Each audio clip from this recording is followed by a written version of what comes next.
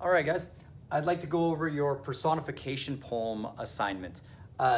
Just to let you know, this assignment isn't actually due this week. It's not going to be due until May the 2nd. So if you get started this week and don't get it finished, that's totally okay. I've put aside time for you guys to do it on April 27th.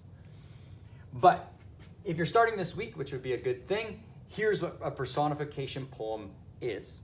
So personification is a figure of speech where human traits are applied to something that is not a person.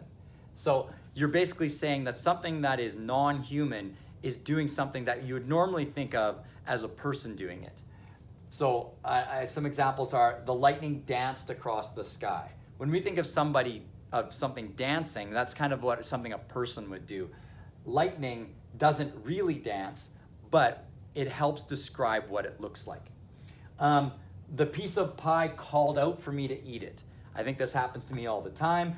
Pie does not actually call out. That's something people would do, but we can say that a piece of pie is doing it.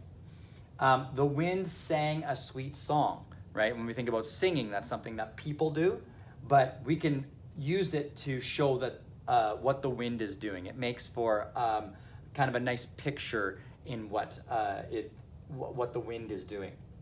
So for the poem you're writing, you need to write a poem that is at least 4 lines long, and in each line you must include some personification. It doesn't have to rhyme if you don't want it to. So for my example to you, I wrote a poem called The Mountain. So The Mountain by Mr. Kimball. The mountain looks down on the world below him. He smiles in the sunshine and cries in the rain. He pushes back on those who try to climb to his peak.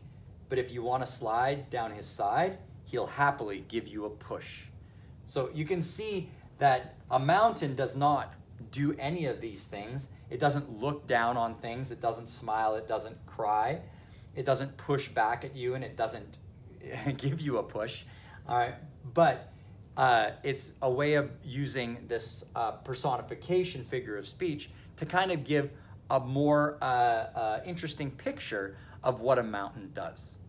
For your personification poem, you can write it in the space that I've given you on this page, or you can do it on a separate page if you like. Make sure you include a title and your name on your personification poem, and you can send it in to me by Google Classroom, or if you want to take a picture and email it to me, that works great for me too. Thank you very much, guys. Have fun.